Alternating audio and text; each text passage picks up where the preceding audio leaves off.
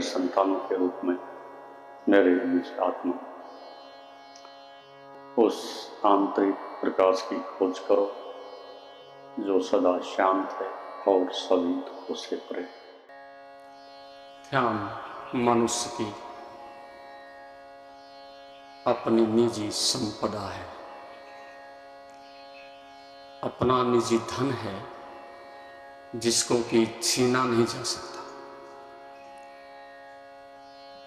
आप देखते हैं कि धीरे धीरे सब क्षीण हो रहा है, धीरे धीरे सब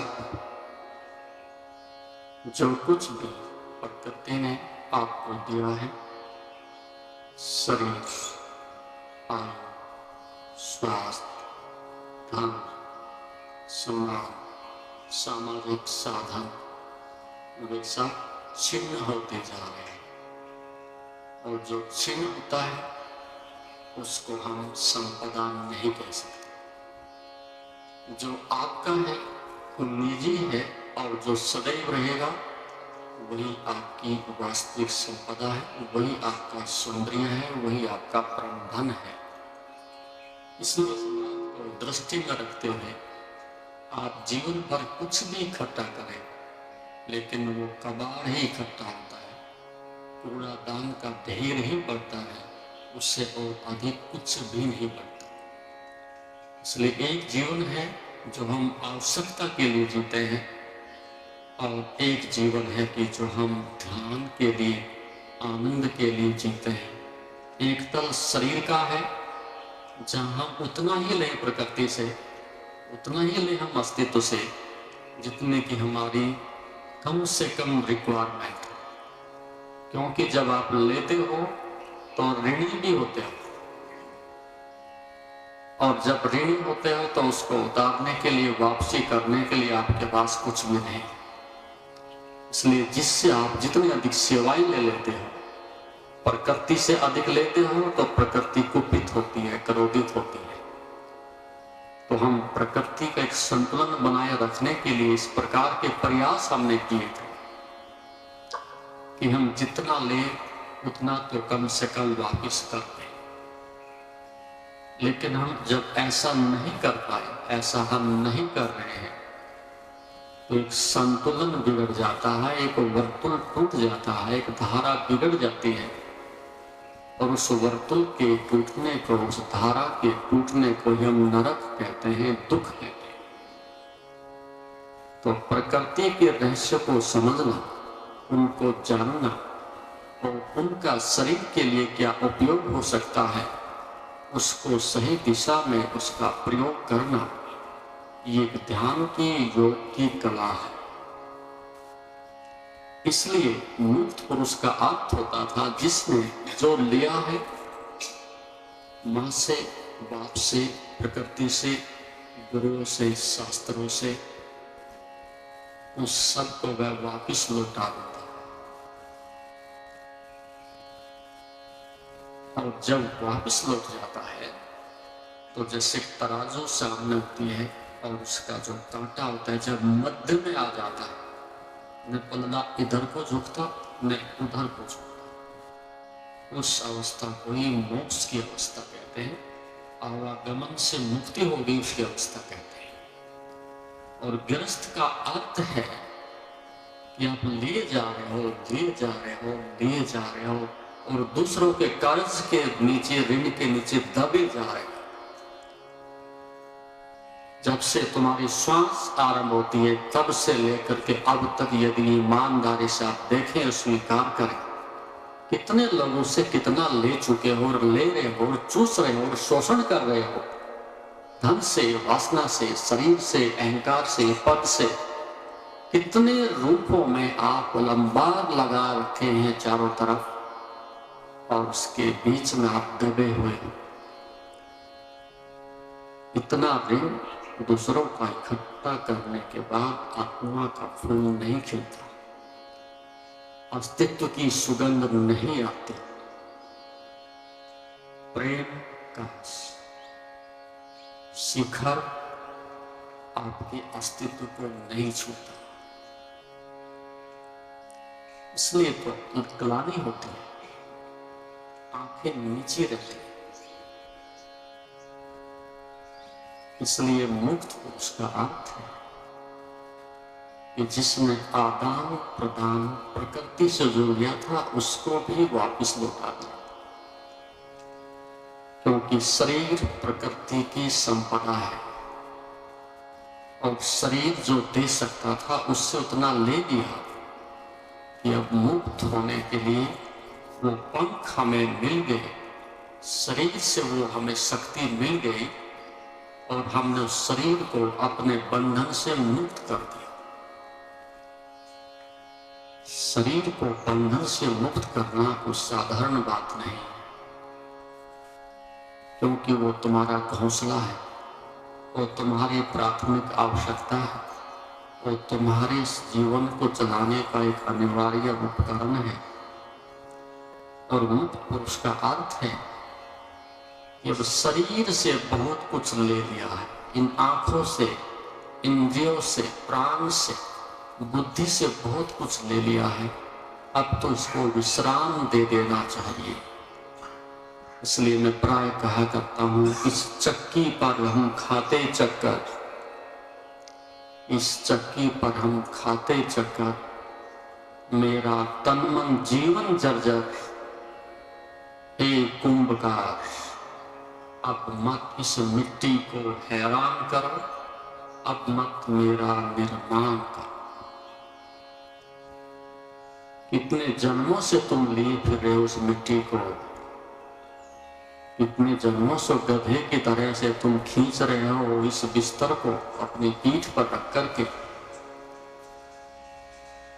कितनी पीड़ा के साथ इसके साथ आपको जीना पड़ता है, कितने अनावश्यक रूप से समझौते करने पड़ते हैं, कितने माताओं के स्तनों का पान होता है, कितने पिताओं को कष्ट पहुंचता है, कितने तुम्हारे नौकरों को और प्रकृति के तत्वों को हानि पहुंचती है, उसका अंदाज एक वैज्ञानिक लगा सकता है। प्रतिपल कितनी दुर्गंध है शरीर से, मल से, मूत्र से, विचार से, हिंसा से, क्रोध से, घृणा से। यदि सुबह से लेकर के रात्रि तक एक आदमी की भी पूरी पूरी वैज्ञानिक दृष्टिकोण से जांच करते हुए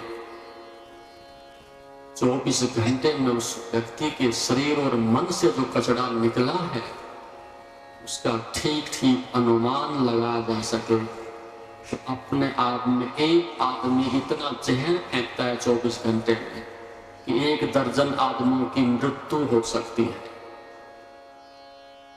इतना प्रदूषण आप फैला रहे हो।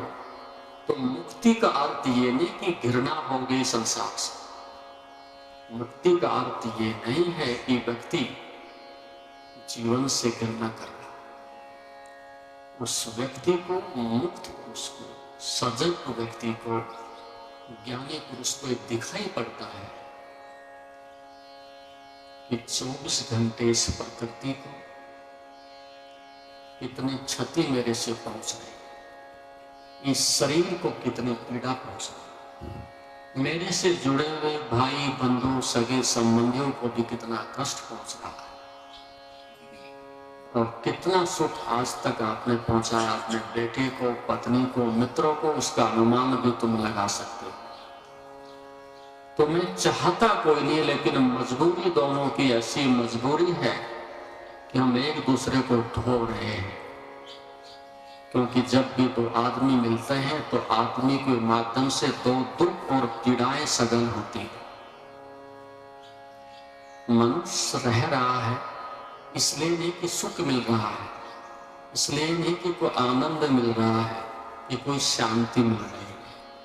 हाँ, एक आशा जगी है कि मिल जाएगी, उस आशा से हम समय काट लेते हैं, अन्यथा दुखों की, पीड़ा की, नरक की कोई सीमा नहीं है। और जिस विवेकी को, प्रज्ञावान पुरुष को दिखाई पड़ता है कि जन्म भी दुख है, जीवन भी दुख है और मरण भी दुख है, वो संसार से आंखें बंद कर लेता है। उम्मीद सम देखो, जिसके पास गए, जिससे मिले, जिससे दोस्ती मिली, जिसका हाथ पकड़ा, कितना तुमने सुख बांटा है उनको, कितनी शांति तुम दे करके आए हो। यदि इस बात को ईमानदारी से आप देख सके, ग्रहण कर सके, स्वीकार कर सके, तो कदम ठिठक जाते हैं, मन लज्जा से झुक जाता है और बाहर की यात्रा से व्यक्ति अपने को तत्क्षण वापिस लौटाना चाहता है। तो इसलिए भगवान पतंजलि कहते हैं, अभ्यास वैराग्यभाम तम निरोधा, उन पीड़ाओं से, उन कलेशों से, उन दुखों से, उस मन की पीड़ा से बचने के लिए दो साधन है, अभ्यास और वैराग्य। अभ्यास का अर्थ है इस व्यर्थता को जानना कि चारों ओर से धुआं सुलग रहा है, चारों तरफ से इंद्रियां लहूलुहान हो रही है, चारों ओर से छीना झपटी हो रही है, कुछ मैं छीन रहा हूं, कुछ दूसरे झपट रहे हैं। चील और कौवे जैसे मांस के पीछे भागते हैं, सड़ी हुई घास को अपना भोजन बनाते हैं। लगभग मनुष्य की ऐसी दयनीय स्थिति है कि हम चील और कौवे की तरह से मंडरा रहे हैं, नोच नोच के खा रहे हैं, चाहे बेटा है, चाहे पति है, या पिता है, या पुत्र है, या मित्र है, या शत्रु है, यहाँ दूसरे को सब छीन झपट के ही अपने को ऊंचा करने की कोशिश कर रहे हैं। छीना झपटी है ये संसार, इससे अधिक इसका कोई सौंदर्य नहीं है। इसलिए भगवान पतंजलि कहते हैं, अभ्यास का मतलब है कि जो व्यर्थताएं हैं, असफलताएं हैं, उनको स्वर्ण के पानी से, स्वर्ण के कलश से, फूलों की सुगंध से ढकने की कोशिश मत करो। दुर्गंध को दुर्गंध के रूप में देखो, घृणा को घृणा के रूप में देखो, वासना की असफलता को, वासना की पीड़ा को उसके रूप में देखो। जैसा कि मैंने कल कहा कि देखने का विज्ञान धर्म है, देखने की कला योग है, और देखते हम सभी हैं दो आंखों से, लेकिन यहाँ प्रत्येक व्यक्ति दृष्ट राष्ट्र है। दो आंखें कितना देखेंगे, चरम चक्षु क्या देखेंगे, जो स्वयं ही अंधे हैं वो दूसरों को क्या मार्ग दिखाएंगे। तो दो आंखें संसार को देख सके उनका धन्यवाद, लेकिन दो आंखें सत्य को भी देख सकेंगी। दो आंखें और सत्य को जान सकेंगे, उसके लिए पर्याप्त नहीं है। इसलिए धर्म ने, विज्ञान ने तीसरी आंख की खोज की। तीसरी आंख ही संसार को देखती है। वो सुजा की आंख ही संसार को देखने में सफल है, और वो तीसरी आंख ही बताती है कि क्या दुख है और क्या सुख है, क्या शाश्वत है और क्या मरण धर्म है, क्या मित्र है और क्या शत्रु है, क्या विष है और क्या अमृत है। वो तीसरी आंख ही निर्णय करती है, दो आंखें निर्णायक नहीं। तो जो दो आंखों पर जी रहा वो दृष्ट राष्ट्र है, आंखें होते हुए भी अंधा है। और जो आदमी इस मन की मूर्खता को मान करके चलता है, उसी का अनुसरण करता है। अंधा अंधा ठेलिया दो को, परंतु वो अंधकार में उस अंधे के पीछे चलकर के कुएं में जाने की तैयारी है। तो तुम्हारे रहबर भी अंधे हैं और अनुयायी भी अंधे हैं, मार्गदृष्टा भी ऐसा है और चलने वाले भी ऐसे ही हैं। इसलिए तो संसार की दुर्दशा है। तो दो आंख वाले से यदि संसार में आगे बढ़ना हो, राजनीति में आगे जाना हो, छीना झपटी करनी हो, तो उस पर भरोसा करो। तो आंख वाला तुम्हें उस नरक में पहुंचाने के लिए सारी व्यवस्था कर दे, लेकिन धर्म के मार्ग पर जाना, सम को जानने की राह पर निकलना हो, तो दो आंख वाले से बचना। चाहे वो माँ हो या बाप हो या तथाकथित गुरु हो या शिक्षक हो या आचार्य हो, दो आंख वाला खतरनाक आदमी है अध्यात्म के मार्ग पर, वो भरोसे के योग्य नहीं। जो स्वयं कब्र में पड़ा हो वो दूसरे व्यक्ति के लिए जीवन का दीप कैसे जला सकता है? जो स्वयं संसार के दुखों से चारों ओर से लिपायमान है वो तुम्हारी मुक्ति का साधन कैसे बन सकता है? और काश ये दो आंख वाले भी हटा दिए जाएं, विशेषकर धर्म के अध्यात्म के मार्ग से, तो संसार आज भी बहुत सुखी हो सकता है, सुंदर हो सकता है। उनके शोषण की वजह से बहुत अधिक पीड़ा पहुंच रही है, बाधा पहुंच रही है ज्ञान को, क्योंकि जब संदेह आ जाता है तो सत्य का मार्ग अवरुद्ध हो जाता है। और हम जिस रथ पर बैठे हैं वो सब संदेह के रथ हैं, सब संदेह के रथ हैं। और ऐसे रथ पर बैठने वाला व्यक्ति कभी मंजिल तक नहीं जाता, श्रद्धा से पहुंचता है, समर्पण से पहुंचता है, वैराग्य से पहुंचता है। लेकिन जिसके जीवन में पहले कदम पर ही संदेह आ गया कि पहुंचेंगे कि नहीं पहुंचेंगे, मिलेगा कि नहीं मिलेगा, इसका अर्थ हुआ कि कभी नहीं मिलेगा। तो संसार में सफल होना हो तो दो आंखें आपको काम दे सकती है, राजनीति में सफल हो सकती है, लेकिन परमात्मा के द्वार में प्रवेश करना हो तो फिर दो आंखें तीसरी की तलाश करनी हो। तो भगवान पतंजलि ठीक ही कहते हैं, अभ्यास का अर्थ है उस पीड़ा को देखना, उस कष्ट को देखना जिसमें हम प्रतिदिन असफल होते हैं, दुखी होते हैं, विषाद से भर जाते हैं। लेकिन हम उस समय आंखें बंद रखते हैं और वही हमारा दुर्भाग्य है। दुष्कर्म करें, झूठ बोलें, भ्रष्टाचार करें, उस समय हमारी आंखें बंद होती हैं और हम बीज बो देते हैं। और जब फसल पकती है और फल कड़वे लगते हैं, विषाक्त होते हैं, तब हम चीखते हैं कि ये क्या हो गया। तो विवेक इस बात को अच्छी प्रकार से जानता है कि मैंने क्या करना, कौन से बीज बोले, कब बोले, किसके लिए बोले। और जब तक विवेक रूपी टॉर्च आपके पास नहीं है, प्रकाश आपके पास नहीं है, उससे पहले आप कुछ भी करो जिसको तुम बाहर से सद्कर्म कहते हो, वो भी तुम्हारे असत कर्म होंगे, दूषित कर्म होंगे। क्योंकि जब तुम कर्म करते हो तो कर्म तो पीछे रहता है और वासना आगे आगे दौड़ती है।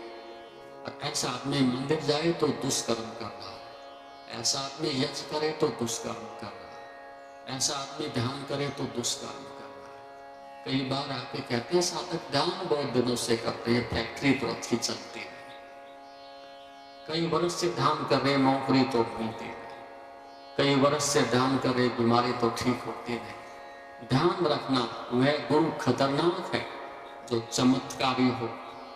और जब चमत्कारी गुरु के पास लोग जाने लगे, भीड़ इकट्ठे होने लगे, तो समझना कि इस राष्ट्र में धर्म की हत्या हो गई, धर्म का मार्ग बंद हो गया, धर्म की तलाश बंद हो गई।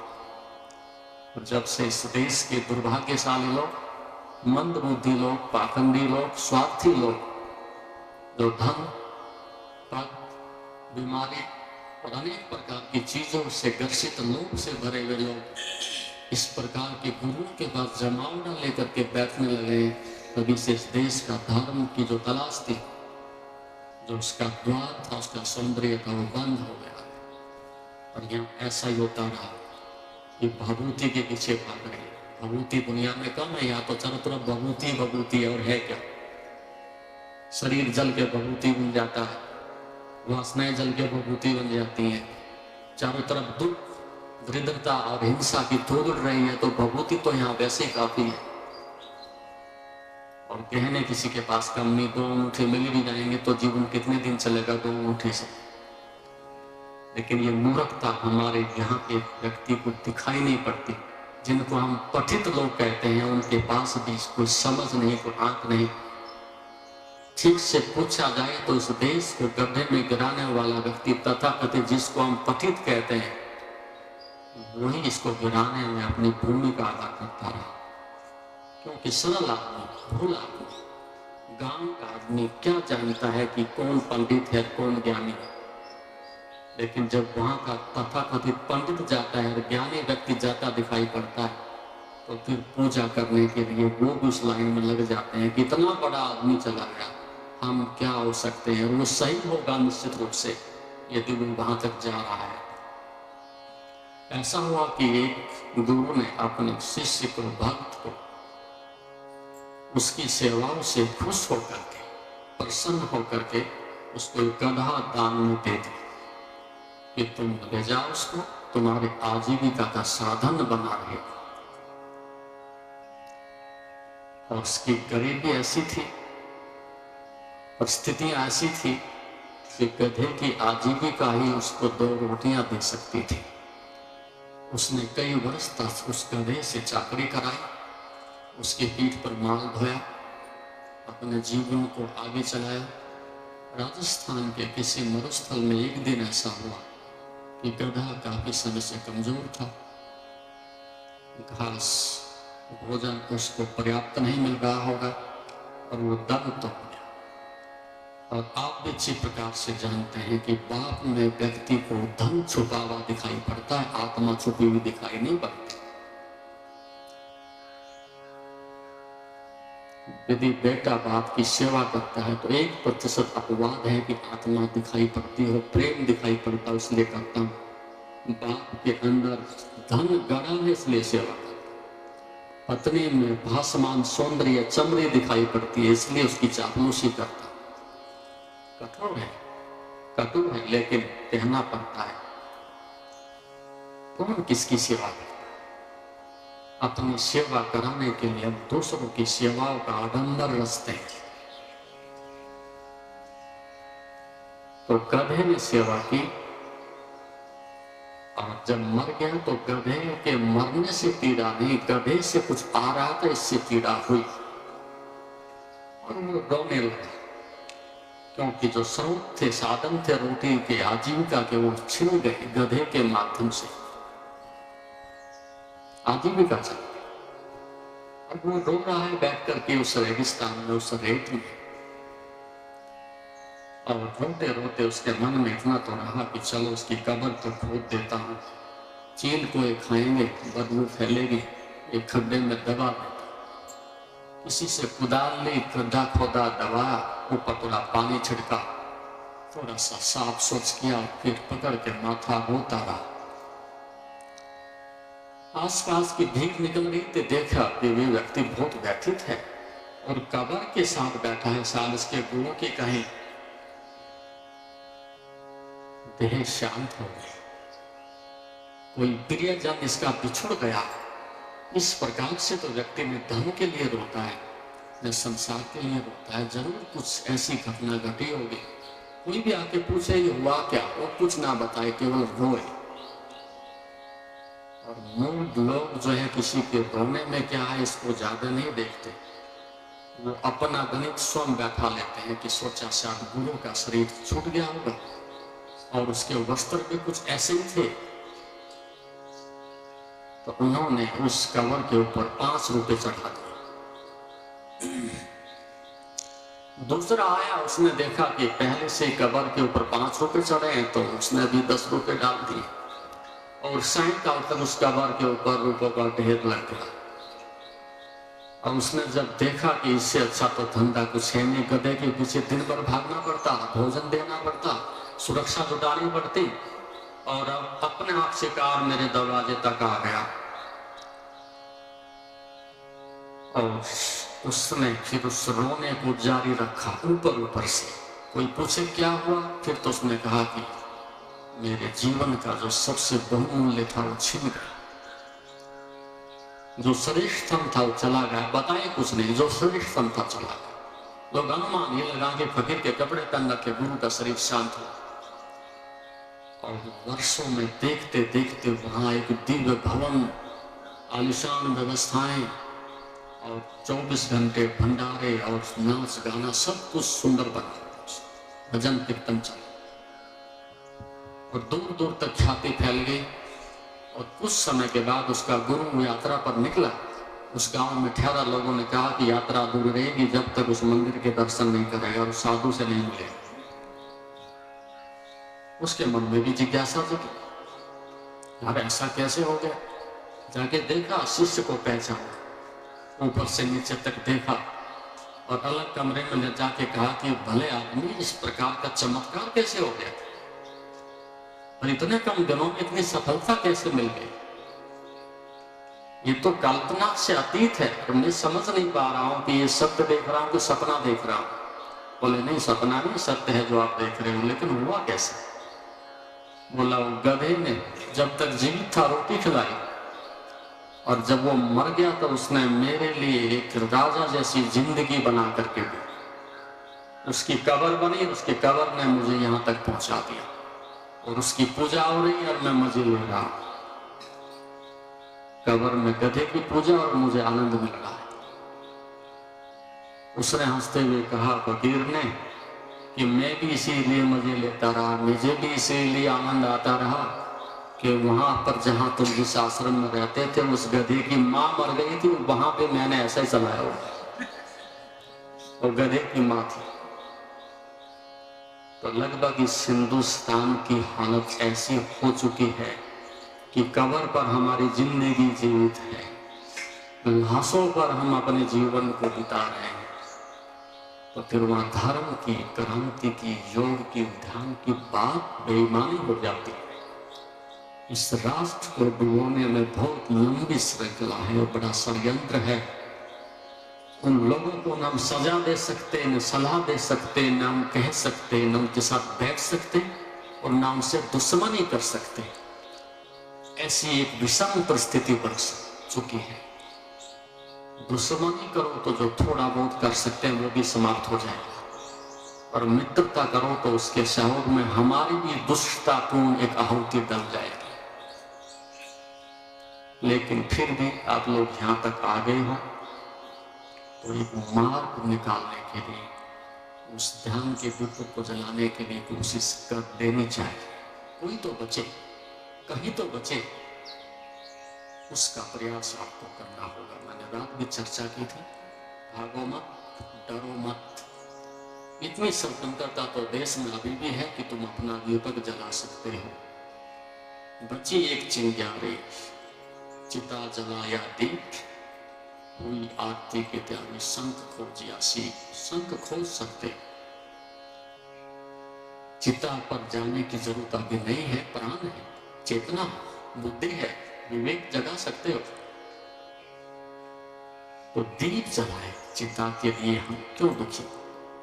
वो कार्य जब पूरा होगा, प्रकृति का समय होगा, आयु क्षीण होगी, समय आ गया होगा तब ठीक। लेकिन इससे पहले कि मृत्यु अनिष्टता के रूप में आकर के तुम्हारा सब कुछ छीने, उससे पहले दीप जला लेना, ध्यान का दीपक जला लेना आपके लिए श्रेष्ठतम चुनाव होगा। एक उपलब्धि होगी, जाने से पहले परास्त नहीं होगा। कुछ करके गए, कुछ मिला था उसका उपयोग करके गए हैं। तो इस बात को दृष्टि में रखते हुए आप इस जीवन को जियो, खूब जियो। अपने लिए भी इसको सुंदर बनाओ, श्रेष्ठ बनाओ और दूसरों के लिए भी एक मार्ग प्रशस्त करो, एक द्वार खोलो कि जब ऐसी विषम परिस्थिति में हम मुस्कुरा सकते हैं, हम हंस सकते हैं, ध्यान कर सकते हैं, सेवा कर सकते हैं, तो मित्र तुम क्यों नहीं कर सकते? एक सुगंध उठती है, एक भाव जगता है दूसरों को देख करके। जैसे बीमारी एक संक्रामकता पकड़ती है, दुख संक्रामकता पकड़ता है, लेकिन तुम्हारा आनंद और सुख और ध्यान की सुगंध भी एक संक्रामकता पकड़ती है। इतनों को मिला और इसको मिल गया तो हमें भी मिलेगा। तो पहली तो प्राथमिकता हमारी ये होनी चाहिए कि हमारे आसपास 50-100 ध्यानी दिखाई दे। दिन में एक बार तो हम उससे मिल लें कि ताकि पता चले कि कहीं तो दीप जल रहा है, सुगंध उठ रही है, फूल खिल रहे हैं, हमारे भी खिल जाए। और बुझे हुए दीपक से लाख हो लेकिन उनमें से कुछ नहीं उठता सिवाय धुएं के, और जगा हुआ एक हो तो भी आशा जगती है कि हमारा भी जग जाएगा। और भारत से यदि धर्म नष्ट होता है, धर्म का दीपक बुझता है, तो ये बहुत दुखद होगा। महती विनष्टि होगी। इसलिए आशा है आप लोगों से कि किसी का दीपक जले, ताकि पता तो चले कि कोई है जो जी रहा है इस मरण धर्मा देह में, नाशवान नश्वर परिवर्तित इस संसार में, लेकिन फिर भी उसके अंदर सुगंध है, तेज बल है, विवेक है, संयम है। तो हम अपने बच्चों को धन ही ना दें, उनको ध्यान भी देने की चिंता करें। हम उनको बल तो दें लेकिन बुद्धि भी दें, क्योंकि बल हो और बुद्धि ना हो तो बिखर जाए। बल को विवेक चाहिए, बुद्धि चाहिए, कहां लगाए? तो बल तो तुम्हारे पास है, राजनीति का भी है, धन का भी है, शारीरिक भी है, लेकिन ये चाबी खो गई है कि उस बल का करें क्या, उसको लगाए कहां? उसमें से जो स्वर्ण है उसको कहां हम कलश बना करके मंदिर के ऊपर उसको चढ़ाएं? अपनी इस देह के मंदिर में उस शिखर तक उस कलश को पहुंचाने का साधन क्या बना, उसका प्रयास करना। तो अभी हम उस कलश को कैसे वो चढ़े, कैसे वो ज्योति जगमगाए, कैसे वो ध्यान का दीपक जले, उसके लिए कुछ रचनात्मक प्रयोग करें। तो जैसा कि भगवान पतंजलि ने कहा कि अभ्यास, अभ्यास का मतलब तेली का बैल नहीं कि आंखों पर पट्टे बांधो और घूमो, 24 घंटे के बाद कोई पूछे कि कहां पहुंचे, कि कहीं नहीं। अभ्यास का मतलब है कि व्यर्थता को भी जानना है, और अभ्यास का मतलब है कि सार्थकता में जो छुपा है उसमें से तेल निकाल लेना, उसमें से एक अनुभव ले लेना है। और अनुभव मनुष्य को मुक्त करता है, और मूढ़ता मनुष्य को मार डालती है। तो तुम जो भी कर्म करते हो वो मूर्छा में करते हो, मूढ़ता में करते हो, स्वार्थ में करते हो, वासना से ग्रसित होकर करते हो। तो धर्म की कला है कि कर्म तो करना ही पड़ेगा, कर्म के बिना तो तुम्हारा मन एक क्षण भी रह नहीं सकता।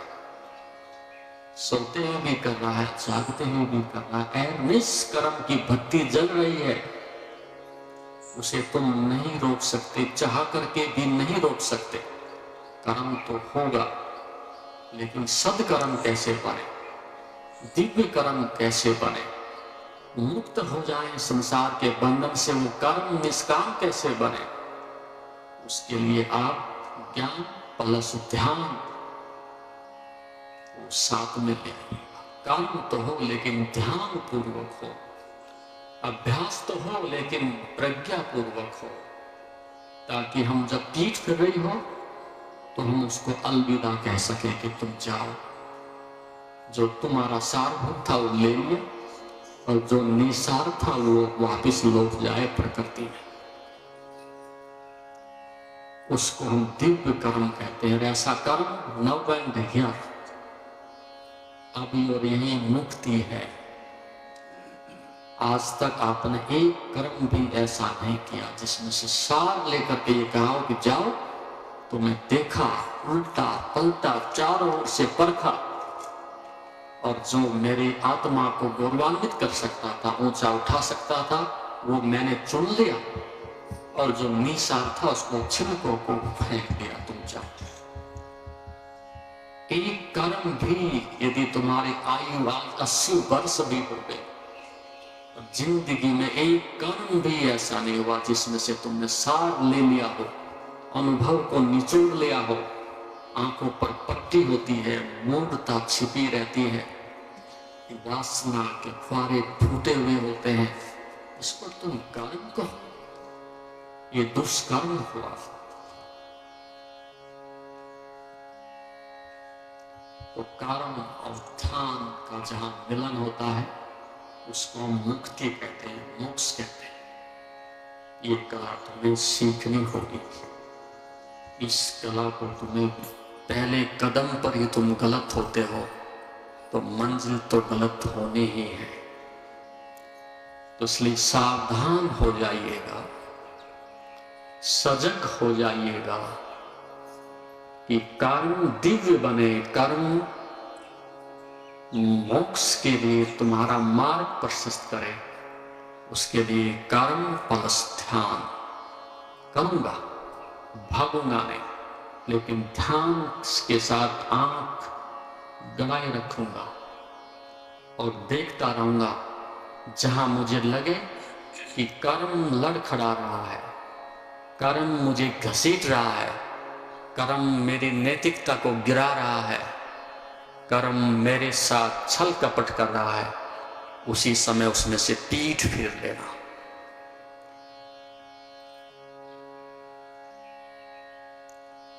और दूसरों को फुसलाने के लिए, नाहक दूसरों को प्रसन्न करने के लिए, खुश करने के लिए हम कर्म के नाम पर सदैव दुष्कर्म करते हैं।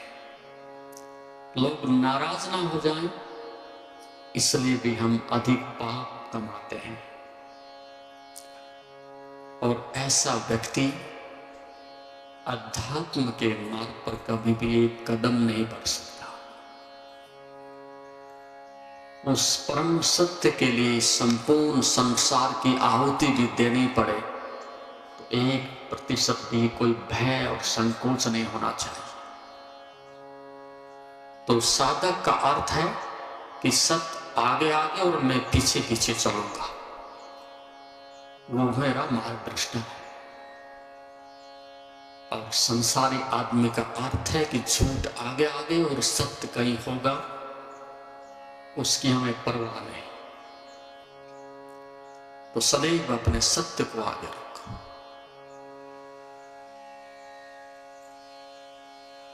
तो मंजिल आ सकती है।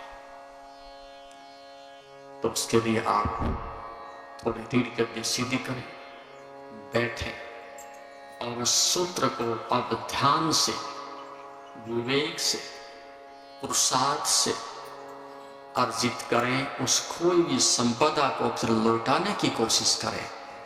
और एक बात ध्यान रखें, आप कितने भी निकृष्ट हो गए, कितने भी पाप में लिपायमान हो गए हो, कितने भी जीवन से बिछुड़ गए हो,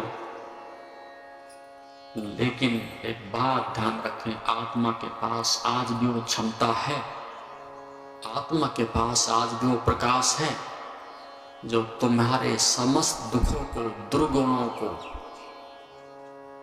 समस्त तामस को, अंधकार को मिटा सकती है, क्षण भर में उसको दूर कर सकती है। रात्रि भर 8 घंटे तुमने कितना भी सपने में पाप किया, दुराचार किया हो, बदमाशी की हो, 10-20 आदमी मार दिए हो, लेकिन आंख खुलने पर तो वहां खून की एक बूंद भी नहीं मिलती और स्वयं के उस अज्ञानता के ऊपर हंसी आती है कि ये हुआ क्या। तो कर्म सब सोपनवती होते हैं। जब तुम दृष्टा होते हो, जागरूक होते हो, तो तत्क्षण द्रोहित हो जाते हैं, उस प्रायश्चित की, विवेक की भट्टी में जल जाते हैं। अन्यथा यहां किसी का मोक्ष ना हो सकेगा। कर्म तो हो ही रहे हैं। कोई व्यक्ति मोक्ष में जा रहा है तो अंतिम क्षण में भी कुछ ना कुछ कर्म तो उससे भी हो ही रहा था, भले ही पुण्य हो रहा, लेकिन वो कर्म से अपने को अलग कर देता है और फिर भी कर्म होता है। और वास्तविक कर्म तो तभी होता है कि जब हम कर्म से अलग खड़े होते हैं और कर्म अपने शिखर पर होता है। तो उस ध्यान की कुंजी को मत खोना, उसके लिए अपने जीवन को जीना, जो भी कीमत चुकानी पड़े कीमत देना, जो भी नाराज होता है उसको नाराज होने देना, और जो भी संसार की भौतिक संपदा के कंकड़ और पत्थर लुटते हो तो उनको लुटने भी देना। शरीर को बचा के भी क्या बचाओगे? सत्य को यदि तुमने बेच डाला, और बचा के भी क्या सब्सक्राइब करें हमारे YouTube चैनल योग तीर्थ को और बेल आइकॉन भी दबाएं ताकि आगे आने वाली वीडियोस का नोटिफिकेशन आपको मिलते रहे। उस परम सत्य के लिए संपूर्ण संसार की आहुति भी देनी पड़े तो 1% भी कोई भय और संकोच नहीं होना चाहिए।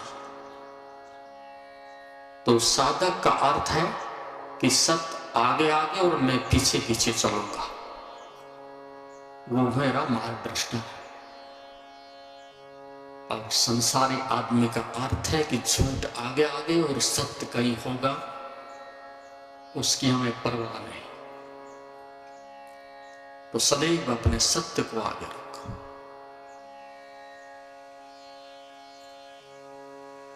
तो मंजिल आ सकती है। तो उसके लिए आप थोड़ी रीढ़ की हड्डी सीधी करें, बैठे और उस सूत्र को अब ध्यान से, विवेक से, पुरुषार्थ से अर्जित करें। उस खोई हुई संपदा को फिर लौटाने की कोशिश करें। और एक बात ध्यान रखें, आप कितने भी निकृष्ट हो गए, कितने भी पाप में लिपायमान हो गए हो, कितने भी जीवन से बिछुड़ गए हो, लेकिन एक बात ध्यान रखें, आत्मा के पास आज भी वो क्षमता है, आत्मा के पास आज भी वो प्रकाश है जो तुम्हारे समस्त दुखों को, दुर्गुणों को,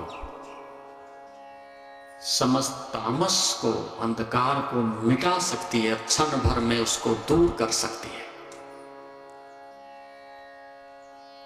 रात्रि भर 8 घंटे तुमने कितना भी सपने में पाप किया हो, दुराचार किया हो, बदमाशी की हो, 10-20 आदमी मार दिए, लेकिन आंख खुलने पर तो वहां खून की एक बूंद भी नहीं मिलती और स्वयं के उस अज्ञानता के ऊपर हंसी आती है कि ये हुआ क्या। तो कर्म सब सोपनवती होते हैं। जब तुम दृष्टा होते हो, जागरूक होते हो, तो तत्क्षण द्रोहित हो जाते हैं, उस प्रायश्चित की, विवेक की भट्टी में जल जाते हैं। अन्यथा यहां किसी का मोक्ष ना हो सकेगा। कर्म तो हो ही रहे हैं। कोई व्यक्ति मोक्ष में जा रहा है तो अंतिम क्षण में भी कुछ ना कुछ कर्म तो उससे भी हो ही रहा था, भले ही पुण्य हो रहा हो, लेकिन वो कर्म से अपने को अलग कर लेता है और फिर भी कर्म होता है। और वास्तविक कर्म तो तभी होता है कि जब हम कर्म से अलग खड़े होते हैं और कर्म अपने शिखर पर होता है। तो उस ध्यान की कुंजी को मत खोना, उसके लिए अपने जीवन को जीना, जो भी कीमत चुकानी पड़े कीमत देना, जो भी नाराज होता उसको नाराज होने देना, और जो भी संसार की भौतिक संपदा के कंकड़ और पत्थर लुटते हो तो उनको लुटने भी देना। शरीर को बचा के भी क्या बचाओगे? सत्य को यदि तुमने बेच डाला, और बचा के भी क्या बचा है उसमें तुम्हारे पास? शरीर को बचाने के लिए तुम इतने चिंतित हो, दुखी हो, और सत्य की तुम्हें कोई परवाह नहीं, उस आनंद की तुम्हें कोई तलाश नहीं, फिर नहा कि तुम अपनी लाश को ढो रहे हो।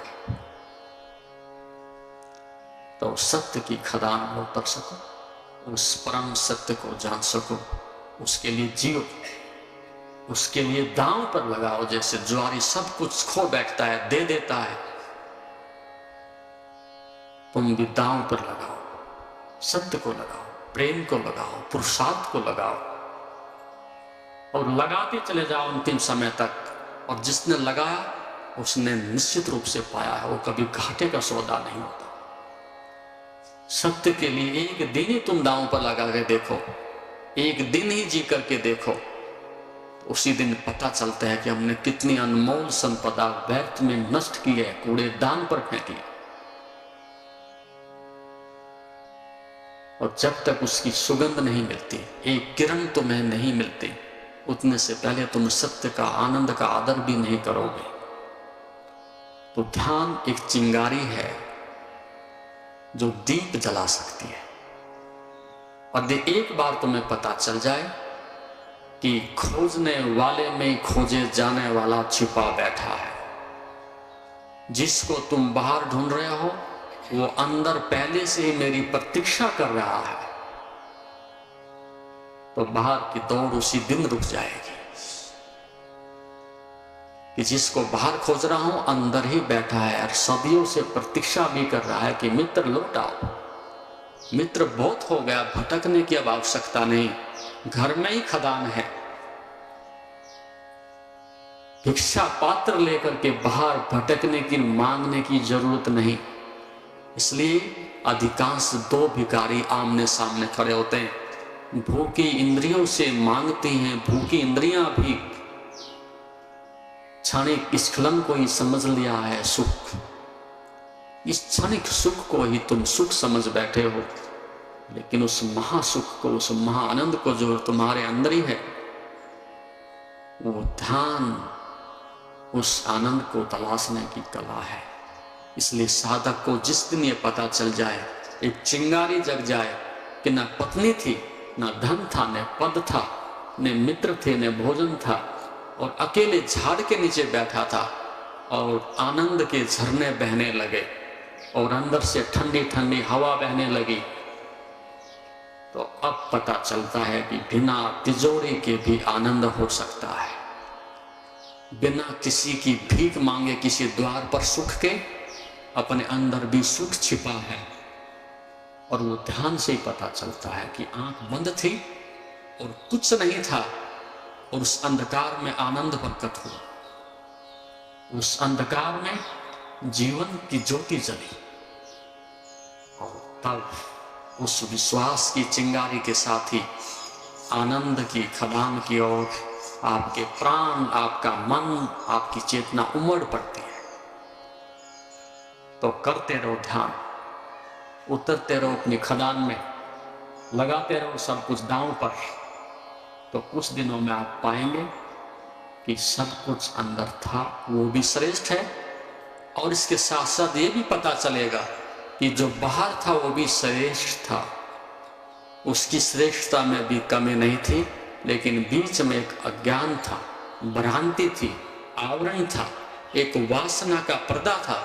उसकी वजह से, उसके कारण से मुझे बाहर भी ये सब कुछ दोष दिखाई पड़ता था। प्रकृति में दोष है, पेड़ पौधे, पशु पक्षी, जानवर, किसमें नरक लिखा है, किसमें दोष है?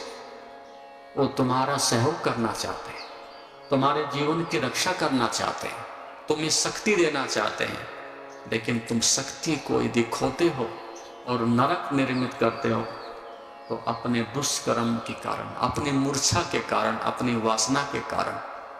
तो संसार में त्यागने जैसा न संसार है और न शरीर, केवल वासना त्यागने जैसी। और उस वासना को त्यागने का नाम ही योग की साधना है। बैठे, आंखें बंद करें और थोड़ा सा उद्गीत के साथ आगे जुड़ें, ओंकार के साथ जुड़ें, क्योंकि वो एक संपदा है। उद्गीत आनंद की खदान है, जिसने खूब बांटा है और अभी भी बंट रहा है। आप भी उसका हिस्सा बन जाए, आप भी उसमें से उस आनंद की कुछ किरणें अपने पास आने दें।